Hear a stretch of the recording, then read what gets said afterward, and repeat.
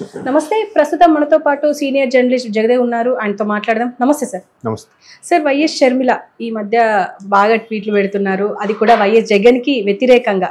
First సంఘీభావం నుంచి start అయితే నిన్నటి వరకు అంటే ఎమ్మెల్యేగా గెలుపు పొంది కూడా ప్రతిపక్షం హోదా లేకపోయినప్పటికీ మీరు వచ్చి అసెంబ్లీలో పోరాడాలి, కానీ ఒక్కసారి కూడా రాలేదు, అయితే రాజీనామా చేయండి అని చెప్పేసి అన్నారు. అంటే ఇలా ఈ ట్వీట్లని వ్యతిరేకంగా మాట్లాడడాన్ని వీళ్ళు ఖండిస్తూ అసలు నువ్వు స్వార్థపరురాలివి, అన్నకి సపోర్ట్ చేయకుండా వేరే పార్టీలో చేరడం అని చెప్పేసి వైసీపీ వాళ్ళు అంటున్నారు. మీరు అంతటిని ఎలా చూడొచ్చు అంటారు సార్? నేను అదే న్యూస్లో చూశాను.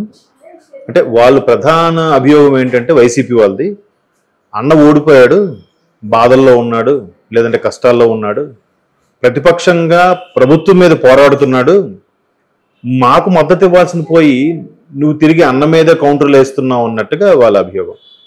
సో ఆవిడ దానికి నవ్వుతూ వ్యంగ్యంగా వెటకారంగానే చెప్పింది. అసలు మీరు ఏ స్కూల్లో చదువుకొని వచ్చారా బాయ్ మీరు?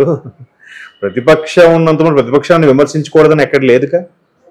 ఇప్పుడు బారాస ప్రతిపక్షంలో ఉంది, బీజేపీ ఏమంటుంది, మీరు కాంగ్రెస్తో కలిసిపోవాలని చూస్తున్నారు మీ ఎమ్మెల్యేలు అందరూ అని చెప్పి బీజేపీ అటు కాంగ్రెస్ ని విమర్శిస్తుంది, ప్రతిపక్షంలో బారాసాను కూడా విమర్శిస్తుంది కదా.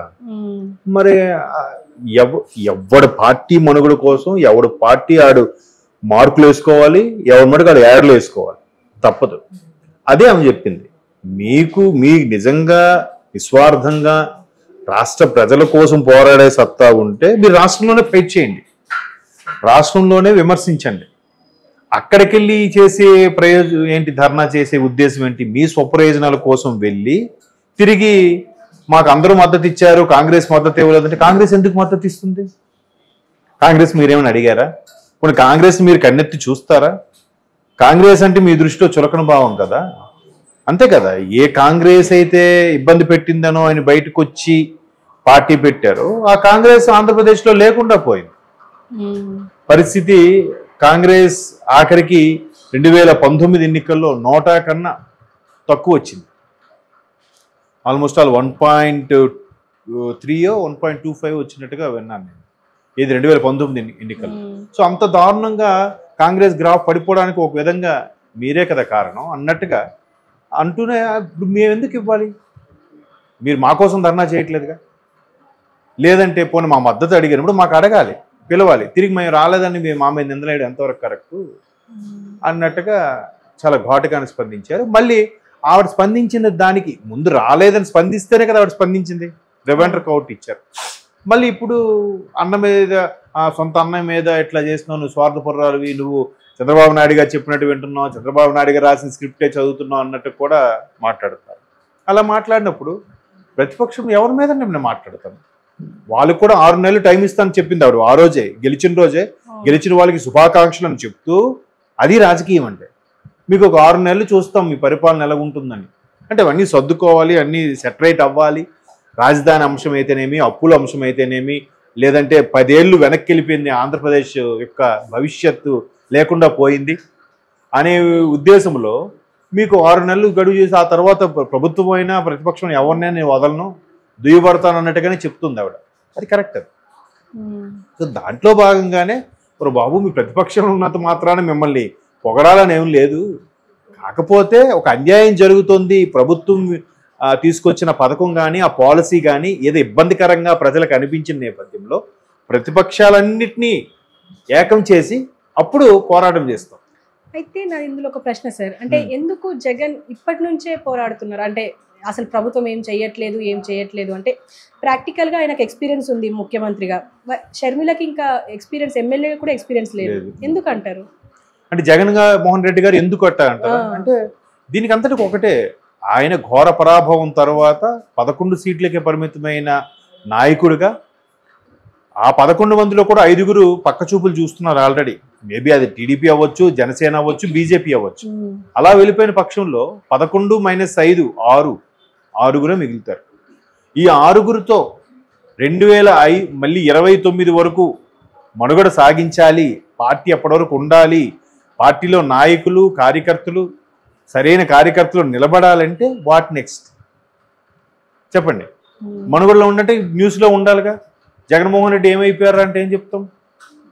నేను చెప్పలేం కదా. ఇప్పుడు నిన్న చిన్న ఎగ్జాంపుల్ చెప్తా. రెడ్ బుక్ అంశం ఉంది, ఎవరిది, మన లోకేష్ గారిది.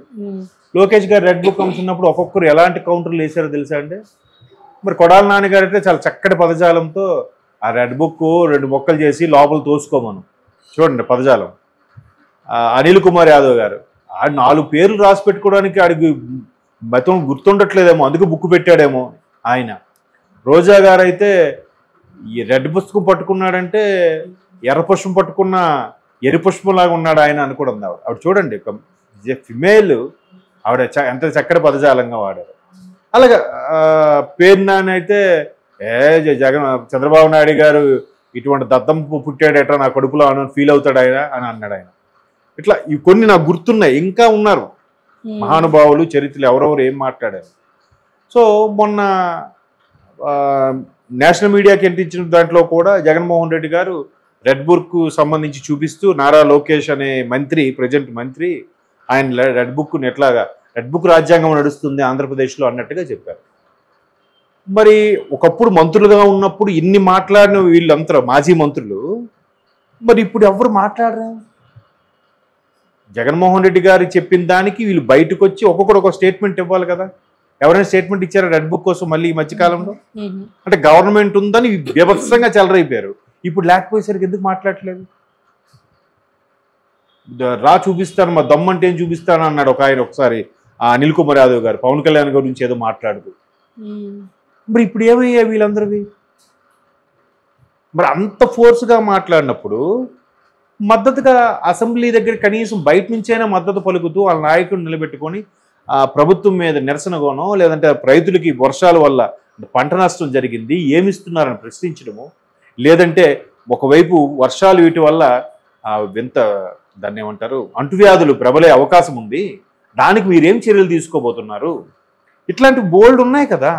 ఇవి ప్రశ్నించకుండా ఇవి మాట్లాడకుండా ఆఖరికి ఎవడో కార్యకర్తని చేయి నరికేశారు, వాడిని చంపేశారు అని అంటే దాని గురించి అక్కడ ధర్నా చేయాల్సిన అవసరం ఉంది.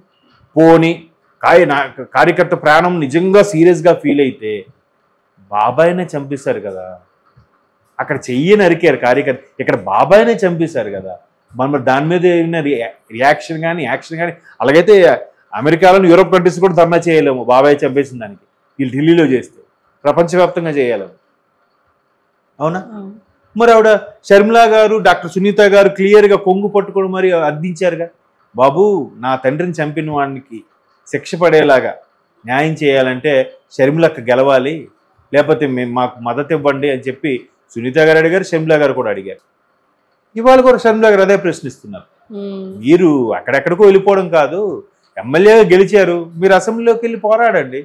రాజశేఖర రెడ్డి గారు ఎలా పోరాడారు మీకు గుర్తులేదా? మీరు రాజశేఖర రెడ్డి బిడ్డగా చెప్పుకుంటారు కదా, ఒకసారి ఆయన గుర్తు తెచ్చుకున్నాను కూడా ఆవిడ విమర్శించింది. అసలు ఆవిడ ఎంత బాగా ఓవర్కమ్ అవుతున్నారు, మెచ్యూర్డ్గా మాట్లాడుతున్నారు. వీళ్ళు ఏదో మనుగడ కోసం మళ్ళీ ప్రభుత్వం పోయినా కూడా ఏదో మాట్లాడేస్తున్నారు, కానీ తెలుసుకుంటే బాగుంటుంది. చూద్దాం మరి ఏం జరుగుద్ది. అంతే sir. Thank you very much.